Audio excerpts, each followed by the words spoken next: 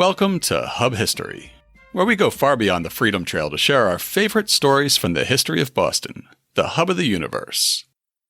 This is episode 197, The Grand Derangement. Hi, I'm Jake. This week I'll be talking about an incident in Boston's history that falls somewhere on the moral scale between America's World War II internment camps and straight-up ethnic cleansing.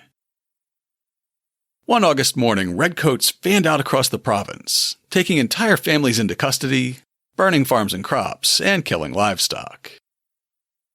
Falling in the middle of 2 centuries of intermittent warfare, this Grand Derangement, or Grand Derangement, didn't take place in Boston, or even in Massachusetts. But Boston did bear responsibility for this terrible act, and Boston would host the French neutrals, the human byproducts of a purge we remember as the expulsion of the Acadians, who were confined in our city for nearly a decade. But before I talk about the Grand Derangement, or Great Upheaval, it's time for this week's Boston Book Club selection and upcoming historical event. My pick for the Boston Book Club this week is a classic, and it's a book that did more than any other work in English to draw attention to the plight of the Acadians, who were removed from their homeland in the Grand Derangement. As the curators of what we now know as the Longfellow House, Washington's headquarters National Historic Site point out, Henry Wadsworth Longfellow began writing the idyl and hexameters, which would become Evangeline, in November of 1845, shortly after the birth of his second child. He was a respected professor who'd been teaching foreign languages at Harvard for almost 10 years, and a published author and translator fluent in many European languages, classical Greek and Latin. He'd recently married his second wife, the wealthy and beautiful Fanny Appleton, and the two were living in the impressive Cambridge mansion known locally as the Craigie House. Both Craigie House and Longfellow were relatively unknown at the time, but his epic poem Evangeline would help put both on the map. The Maine Historical Society describes how he settled on the expulsion of the Acadians as the topic for such an ambitious work.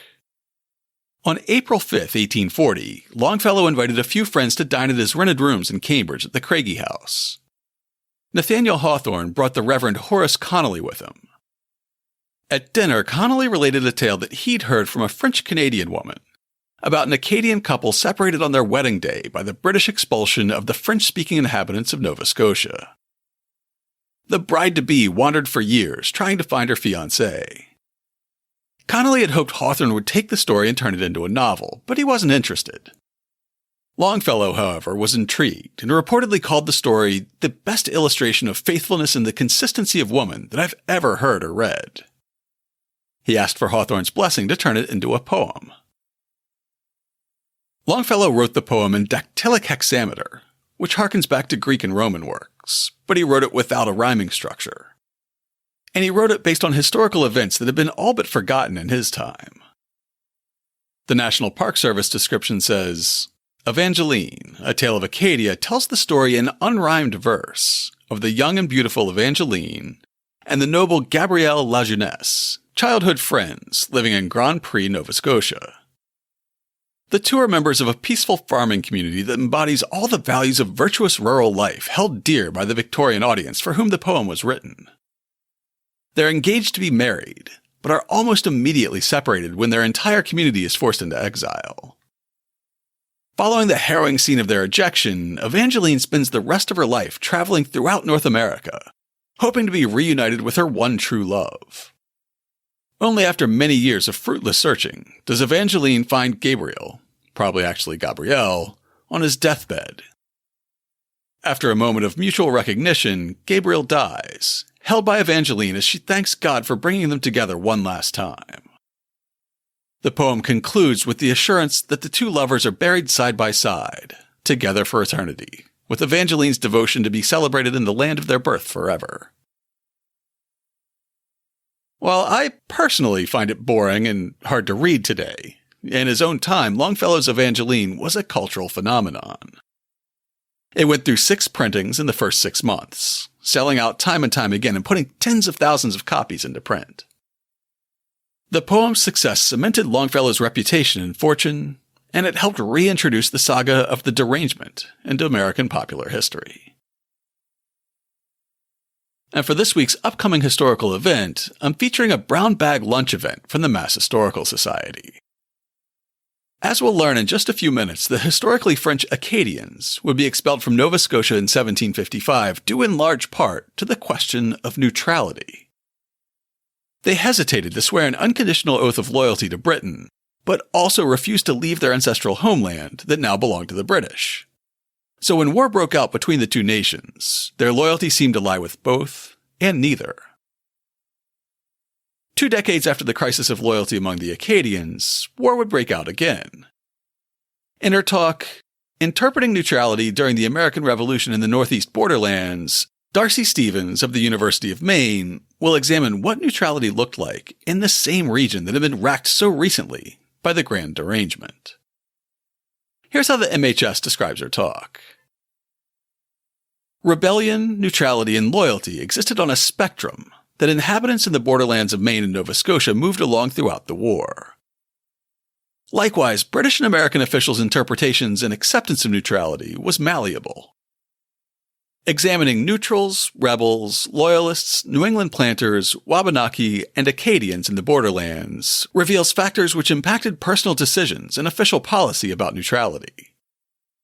Recognizing the complexity of neutrality restores agency to individuals and suggests a new terrain for assessing revolutionary actors as they were buffeted by wartime change. The virtual event begins at noon on August 20th.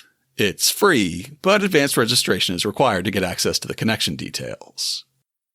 We'll have the link you need in this week's show notes at hubhistory.com/197. Before I start the show, I want to take a moment to say thank you to everyone who sponsors Hub History. A small group of dedicated listeners contribute $2, $5, or even $10 a month on Patreon. In doing so, they offset the costs of web hosting and security, podcast media hosting, transcription services, and all the things it takes to create even a small podcast like this one. If you're listening to this and you'd like to help out, just go to patreon.com/hubhistory or visit hubhistory.com and click on the support link. A big thanks again to all of you. Now it's time for this week's main topic. Dr. John Thomas of Marshfield, Massachusetts would rise to the rank of Brigadier General in the first year of the Revolutionary War. His division would take the lead in fortifying Dorchester Heights, where Henry Knox's artillery would then force the British to evacuate Boston. Unfortunately, the general would die of smallpox while commanding the American retreat from Canada, just over a year into the Revolution, his third war. 2 decades before he died, Dr. Thomas answered Governor William Shirley's call to arms and joined a provincial regiment under Colonel John Winslow. It was in his role as regimental surgeon that he wrote this entry in his journal on August 11, 1755, 245 years ago this week. Colonel Monckton got 250 of the inhabitants into Fort Cumberland and confined them. Major Bourne with 150 men guarded the greater part of them to Fort Lawrence, where they are confined. Major Preble with 200 men was ordered to Tantamar. Captain Perry with 100 men was ordered to Point Abbott and O'Lake in order to bring in what they could find. Captain Osgood took a small party as they were driving off their cattle and brought them to the camp. Captain Lewis of the Rangers marched this morning with a party of our men to some other villages 150 miles distant. Acting on secret orders from the royal governor of the province, Charles Lawrence, the redcoats and militia under Winslow staged a carefully concerted attack across the colony of Nova Scotia on a Monday morning in summer. Longtime residents of the colony were rounded up and confined in forts, barns, and churches. Some reports say that the action began the day before, with redcoats surprising the residents during church services and locking them inside, but that might also be a misreading of the accounts of what happened the next day. Certainly the roundup continued for at least 2 weeks after August 11th, with Dr. Thomas writing on August 25th, 40 men returned upon party that had been out with Captain Willard, and they brought in several prisoners, burned several fine villages. Though their ancestors had colonized the province over a century and a half before, the political grounds had shifted beneath the feet of the people who called themselves Acadians. Before Nova Scotia was Nova Scotia, it was a French colony known as Acadia. French trappers and fur traders settled in the region as early as 1607, and while I'm far from an expert in this area, the French manner of dealing with indigenous peoples in areas they colonized was very different from the British style. From a very early era, the local Micmac and Malecite nations considered the French allies. Not long after the colony was founded, British colonists began settling in Plymouth, Boston, and up the coast of what's now Maine. This soon led to conflict with their neighbors to the north, as the French believed Acadia encompassed all of modern Nova Scotia, as well as much of New Brunswick and Maine, which was then the eastern counties of Massachusetts.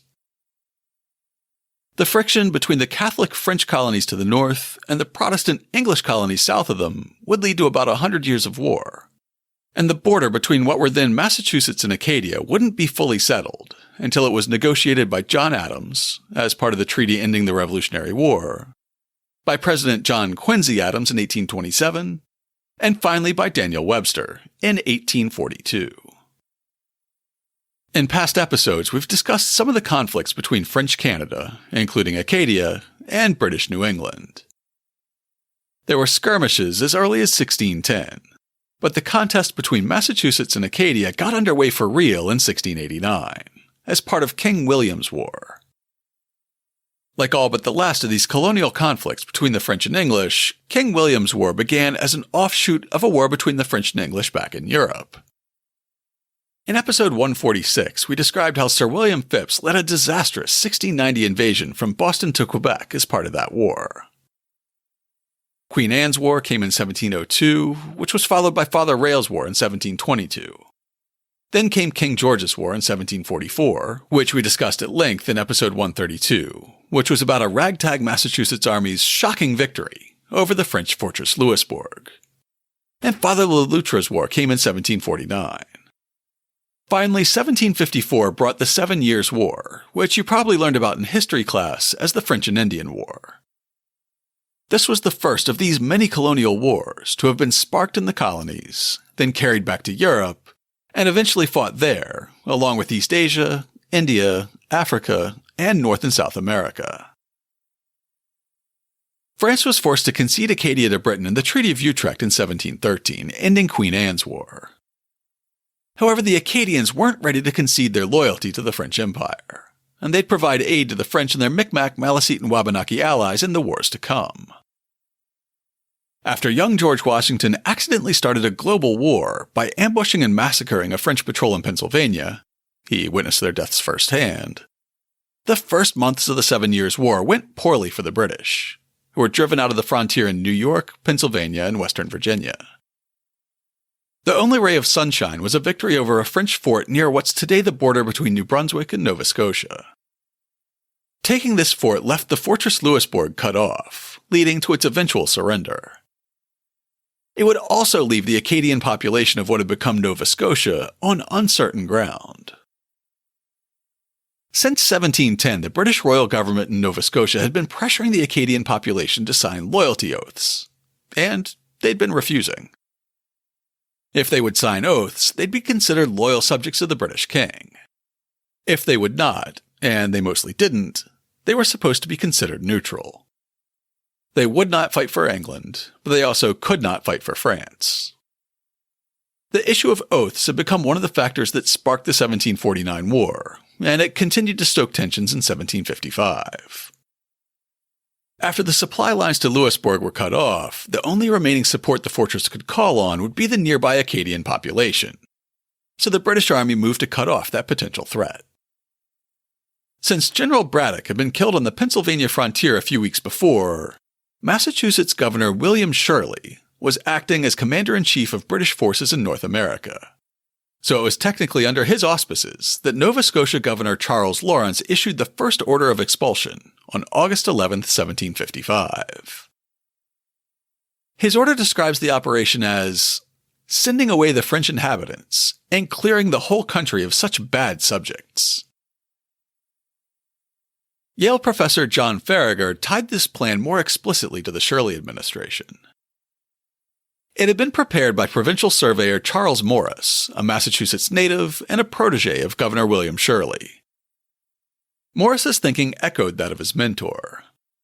The Acadians controlled all the best land in the province, he argued, and a program of Protestant colonization would require the confiscation of their farms and the expulsion of the Acadians themselves. Without their removal, he wrote in one of several official reports he authored on the Acadian problem, I am sure it would be impossible any large number of Protestants can ever be settled in the country. Morris urged a military campaign to eliminate once and for all the Acadian presence. They are at all adventures to be rooted out, and the most effectual way is to destroy all these settlements by burning down all their houses, cutting the dikes, and destroying all the grain now growing. Governor Lawrence would hire a fleet of ships from Boston to transport the Acadians out of the colony, and his August 11th order gave explicit instructions on making sure they were all on board. You will use all the means proper and necessary for collecting the people together so as to get them on board. If you find that fair means will not do with them, you must proceed by the most vigorous measures possible, not only in compelling them to embark, but in depriving those who shall escape of all means of shelter or support by burning their houses and destroying everything that may afford them the means of subsistence in the country. And if you have not force sufficient to perform this service, Colonel Winslow at Mines will upon your application send you a proper reinforcement. As Colonel Winslow, Dr. Thomas, and the rest of the troops in Nova Scotia carried out these orders, rounding up colonists and burning their farms and crops, word spread through Boston about the ongoing operation. In his book on the French neutrals in Massachusetts, Pierre Bellevaux describes how on August 16, 1755, in the House of Representatives, a member warned the Assembly that Thomas Hancock, Boston's leading merchant, had a dispatch from Halifax bearing news of concern to Massachusetts. The Speaker of the House summoned the merchant. Thomas Hancock divulged to the House that the governor of Nova Scotia was about to remove the neutral French from Nova Scotia and ship them into the English colonies. Thomas Hancock, of course, was the wealthy Boston merchant who would leave his fortune to his nephew and founding father, John Hancock. What Bellevaux doesn't explicitly point out in this passage is that Thomas Hancock had this information because he owned the fleet of ships that would remove the first wave of Acadians from their homeland. His account continues, The House voted that 4 members, with such as the Governor's Council should appoint, be a joint committee to sit that day, consider, and propose some proper method for receiving a number of the French neutrals to be deported from Acadia. By proroguing, the Great and General Court delayed further consideration until the southbound transports put into Boston for refuge from a storm. That stormy day would come in November. For months, the Massachusetts militia and their redcoat allies crisscrossed Nova Scotia, eventually rounding up about 7,000 Acadians, out of a total population that probably numbered close to 20,000. The rest fled from the province into areas still under French control, went into the hills with their Micmac allies, or formed guerrilla bands to resist the British. Though raids and roundups would continue for years, this first phase of the derangement was complete by October. On October 11, 1755, Dr. John Thomas wrote in his diary, Stormy day. Captain Doggett sailed for Boston. The last party of French prisoners were sent on board the vessel in order to be sent out of the province. Writing in the William and Mary Quarterly in 1968, Richard Lowe described what happened when 6 of these ships blew into Boston Harbor after a stormy crossing. The first group of Acadians to reach the Bay Province sailed into Boston Harbor from Nova Scotia early in November 1755. Notified of the ship's arrival, the General Court formed a committee on November 5th to examine the condition of the French and make recommendations about what should be done. After boarding the transports and searching, the legislators reported that 6 vessels, loaded with 1,077 Acadians bound for points south of Massachusetts, had put into the harbor for repairs.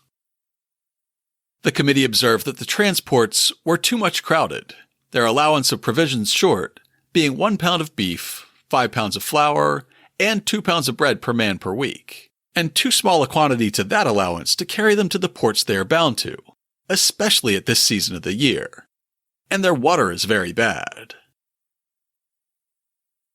According to Governor Lawrence's expulsion order, the Acadian prisoners were to be divided evenly between Philadelphia, New York, Connecticut, and Boston. This first group was destined to another port, but it gave the people of Boston a preview of what was coming in just a few weeks. Having seen the hardships the Acadians were bearing, past Speaker of the Massachusetts House and future Royal Governor of Massachusetts Thomas Hutchinson developed a strong sense of sympathy for their plight. When the first party meant to dwell in Boston for the long haul arrived, Hutchinson would be one of their strongest advocates. In his much later History of the Bay Province, he described their initial arrival. About 1,000 of them arrived in Boston just at the beginning of winter, crowded almost to death. His account also provides historical support for Longfellow's story of Evangeline. In several instances, the husbands who happened to be at a distance from home were put on board vessels bound to one of the English colonies, and their wives and children on board other vessels, bound to other colonies remote from the first. 5 or 6 families were brought to Boston, the wife and children only, without the husbands and fathers, who by advertisements in the newspapers came from Philadelphia to Boston, being till then utterly uncertain what had become of their families. One of the most sensible of them, describing his case, said, "It was the hardest which had happened since our Savior was upon earth." In researching this episode, I saw a lot of assertions in later publications that Governor Shirley wouldn't allow the refugees to disembark their ships, instead keeping them waiting on Boston Harbor through the winter months until half of them died. While this was frequently repeated, I didn't find confirmation in primary sources or in publications that I trust. Instead, Pierre Bellevaux offered this description of the arrival of the neutral refugees in Boston. Over a period of 9 months, ending in August 1756, Massachusetts received 1,189 French neutrals. Almost all arrived in some 200 family groups, for effort had been made to keep these families intact. Throughout the exile, the province permitted entry of individuals to join families. Such late entries, not more than a dozen in tally, usually were young men, sometimes husbands and fathers. From the moment they arrived in the Bay Colony, Thomas Hutchinson would prove to be the Acadians' strongest defender. Richard Lowe's article details how Hutchinson cared for individual refugees and tried to find justice for the entire group. Late in November, the ship Seaflower put into Boston with 206 additional exiles. When he heard of the new arrival, Thomas Hutchinson, a member of the council who proved to be the Acadians' most valuable friend in Massachusetts, went down to the docks to investigate. On board, he found the widow Benoit, who'd been ill for more than 2 weeks without medical attention. He promptly took the woman with her 4 sons and a grandson to his own house in Boston. There, he provided medical care, food, and shelter for the weary group, but the ailing widow died within a few days. Hutchinson continued to house and care for her family. A few months later, when the sheriff of Suffolk County attempted to place the children in another part of the province, Hutchinson secured the permission of the legislature to keep them under his care. Hutchinson's humane spirit was not satisfied with housing only one family, however. He wanted somehow to minister to all the Acadians in Massachusetts. Pitying the unfortunates, he prepared a petition to the British government, praying that all exiles be permitted to return to their homes in Nova Scotia. If that were denied, he asked that they be compensated for the losses they'd suffered in the expulsion.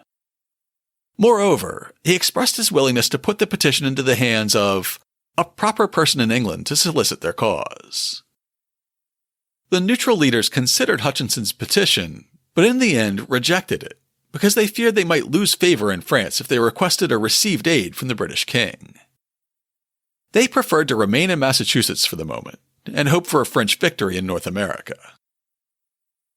If they weren't going to get sent back to Nova Scotia, the Acadians would have to be distributed among many towns in Massachusetts. They had arrived at the onset of winter, a difficult season in New England in 1755. And they'd arrived without any way to support themselves, as Lowe explains. The exiles had not been permitted to bring property, livestock, tools, furniture, or goods or estate of any kind with them. The court did not see how the French could be employed in the winter when even the English colonists were out of work. As a result, they were completely dependent on the province, and the legislature had no choice but to act for humanity's sake. At that time, it was common for towns to provide a subsistence living for the so-called worthy poor. If a long-time resident of a town with a good reputation should fall on hard times for some reason that wasn't their fault, the town could vote to provide relief. On the other hand, if an impoverished transient showed up in town, or if a long-time resident lost their means because they were considered a drunk, or they simply had a reputation for laziness, the town could vote to warn them out. In that case, they'd essentially be forced to leave town or starve. In the case of the Acadian refugees, the provincial government would force towns to take in entire families, who are not only strangers, but sworn enemies for generations. They were distributed to the towns in full knowledge that they had no way to support themselves, rendering the old system moot. In his history, Thomas Hutchinson describes the compromise that was reached to allow the neutrals to come ashore. No provision was made in case government should refuse to take them under its care. At length, the Assembly passed a resolve that they should all be permitted to land, and that they should be sent to such towns as a committee appointed for that purpose should think fit. And a law of the province was passed to authorize justices of the peace and overseers of the poor to employ them in labor, bind them out to service, and in general provide for their support in like manner, as if they'd been indigent inhabitants of the province.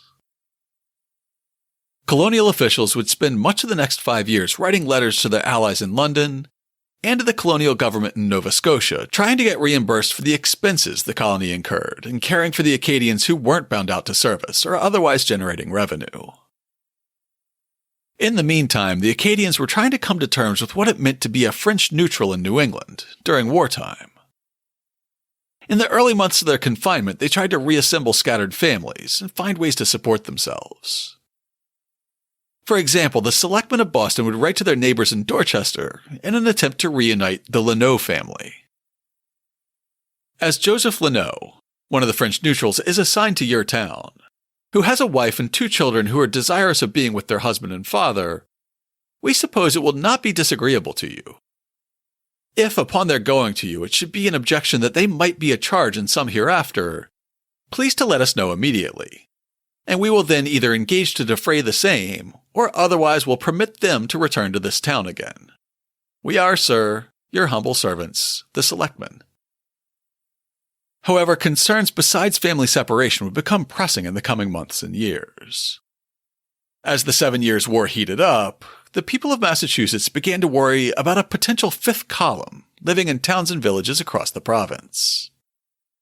The Acadians began to experience increasing levels of surveillance and decreasing levels of personal liberty, as their rights were curtailed both by custom and by law. Less than a year after their arrival in the province, the Massachusetts legislature passed an order restraining the French neutrals from traveling about. It being found by experience that the frequent traveling and passing from town to town of many of the French people, lately dispersed through this province by order of the General Court, hath been attended with considerable inconveniences, and may be introductive of much greater, it is therefore ordered and directed that the selectmen and overseers of the poor be very careful to keep the French people from idling and wandering about, and none of that people shall be permitted to travel from town to town without leave first obtained from 2 of the selectmen or overseers of the poor where they respectively belong of, which such people shall produce certificate of, or otherwise they shall be stopped and turned back by any 2 English householders, who are hereby empowered to examine and stop or return them, if they have not excuse in writing, as above. The fortunes of the Acadians in Massachusetts would fall and rise inversely with the tides of war. As the British Army enjoyed more success on the battlefield, the neutrals around Boston would enjoy more liberty. As the French forces surged, the living conditions of the neutrals fell, as Richard Lowe describes. In 1757, Thomas Pownall, the new governor, tightened security even further. He ordered the sheriffs on August 13th to keep strict watch over the French neutrals in their districts. Fort William Henry in New York had just surrendered to French forces, and Fort Edward was under attack. Pownall apparently feared subversion from within or attempted escape by the Acadians. When the governor received a letter in October 1759 from General Wolfe, complaining that Massachusetts Acadians, as well as letters from Massachusetts exiles, were turning up in Canada, the legislature ordered town officials to watch their charges more carefully, and to submit perfected lists of the names of the Acadians in their towns, giving their ages and capacities for labor. As the war dragged on, thousands more Acadians would be deported, and most of them were sent farther from home than Massachusetts, to the Carolinas, to Georgia, and to Britain itself. When the war ended, and the Treaty of Paris formally granted all of Canada to the British, some Acadians would be repatriated to France, a nation that they'd only heard about from their grandparents or read about in history books. A handful of these would return to North America, settling in a region called Louisiana that the French had just ceded to Spain, where the word Acadian would slowly evolve into a Cajun identity. After the war ended, the British government issued an order in July 1764 that formally allowed the Acadians in Massachusetts to return to former French territories, including Nova Scotia. However, in the meantime, thousands of families from Massachusetts and elsewhere had taken over their former homes. Known as the New England Planters, these families settled the farmlands that the Acadians had been forced to abandon, leaving most of the neutrals with no homes to return to. Now that they were no longer viewed as a foreign threat, Acadian families in Massachusetts had to decide whether to live freely in the province where they'd been captives for nearly a decade, or whether they should leave and take their chances in lands they'd never seen before. One of the key factors in convincing many families to flee to faraway provinces like Quebec was religion. Thomas Hutchinson explains how the ancient New England anti-Catholic prejudice affected the Acadians in general, and one family in particular. The people of New England had more just notions of toleration than their ancestors, and no exception was taken to their prayers and their families, in their own way, which I believe they practiced in general, and sometimes they assembled several families together. But the people would upon no terms have consented to the public exercise of religious worship by Roman Catholic priests. A law remained unrepealed, though it is to be hoped it would never have been executed, which made it a capital offense in such persons to come within the province. It was suspected that some such were among them in disguise, but it is not probable that any ventured. One of the most noted families, when they were dissuaded from removing to Quebec, lest they should suffer more hardship from the French there than they had done from the English, acknowledged that they expected it, but they had it not in their power since they left their country to confess and be absolved of their sins, and the hazard of dying in such a state distressed them more than the fear of temporal sufferings. Acadian families across the province wrestled with these considerations, and as the 1760s progressed, more and more would leave the province. Those who weren't attracted to Quebec by the prospect of finally worshipping freely were driven from Massachusetts by an outbreak of smallpox in 1764 that badly affected the remaining Acadians. In May of that year, the selectmen of Boston noted, "The selectmen, having received information that a number of those people called French neutrals had come from neighboring towns to this in order to receive the smallpox inoculation, agreed to visit those persons. Having performed that service, they found 3 of the neutrals at Mrs. Walcott's who'd been in the town 48 hours, being sent from Cambridge by Brigantine Brattle. One of them was broke out with smallpox, the others complaining. They also went into Mr. Chapman's at the south part of the town, where they found one Buckley, belonging to Colchester in Connecticut, and that he had been inoculated 8 days under these circumstances, and considering the great infection still in town, it was not thought proper to take any method for their removal." Another note from the selectmen a few weeks later gives evidence that the pox was spreading beyond just Boston. Colonel Williams of Roxbury appeared, and acquainted the selectmen that one Francis Daigle, a French neutral belonging to Boston, was broke out with the smallpox, at the same time praying that as that town was not infected, they would consent to her being removed to this place. By the late 1760s, the trickle of Acadians out of the province had become a flood. Historian Lowe describes where the Acadians went and why they didn't have a notable presence in Massachusetts as our province hurtled toward war with the mother country in the 1770s.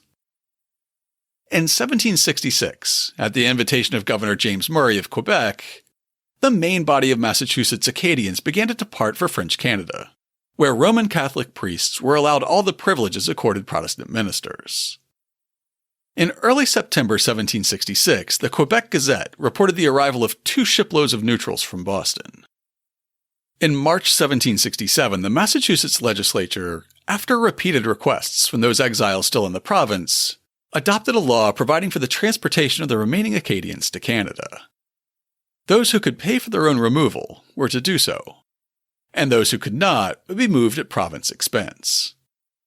In addition, several Massachusetts towns voluntarily contributed traveling money to their neutrals. By 1775, Quebec had received about 1,500 Acadians from New England, many from Massachusetts, where most of the exiles had lived. Some neutrals traveled overland from Massachusetts back to their homeland, Acadia, where they were given land once they had taken the oath of allegiance to the British Crown. By the time of the Revolution, only a handful of the Acadians remained in the province, and these were assimilated after a few generations. To learn more about the Grand Derangement, or the Great Upheaval, check out this week's show notes at hubhistory.com/197. I'll have links to the book by Pierre Bellevaux and paper by Richard Lowe that I relied so heavily on in preparing this episode. I'll also link to Dr. John Thomas's diary recording his experience and other primary sources about the initial expulsion of the Acadians. I'll link to financial records showing how deeply involved in the expulsion John Hancock's uncle Thomas was, as well as 2 volumes of Massachusetts town records from this period, filled with notes about how the refugees were distributed among the towns, the work they were forced to do, and the times they were supported by the colony. And of course, I'll have information about our upcoming event, as well as Longfellow's Evangeline, this week's Boston Book Club pick. If you'd like to get in touch with us, you can email us at podcast@hubhistory.com. We're Hub History on Twitter, Facebook, and Instagram. Or you can go to hubhistory.com and click on the Contact Us link. While you're on the site, hit the subscribe link and be sure that you never miss an episode. If you subscribe on Apple Podcasts, please consider writing us a brief review. If you do, drop us a line, and we'll send you a Hub History sticker as a token of appreciation. That's all for now. Stay safe out there, listeners.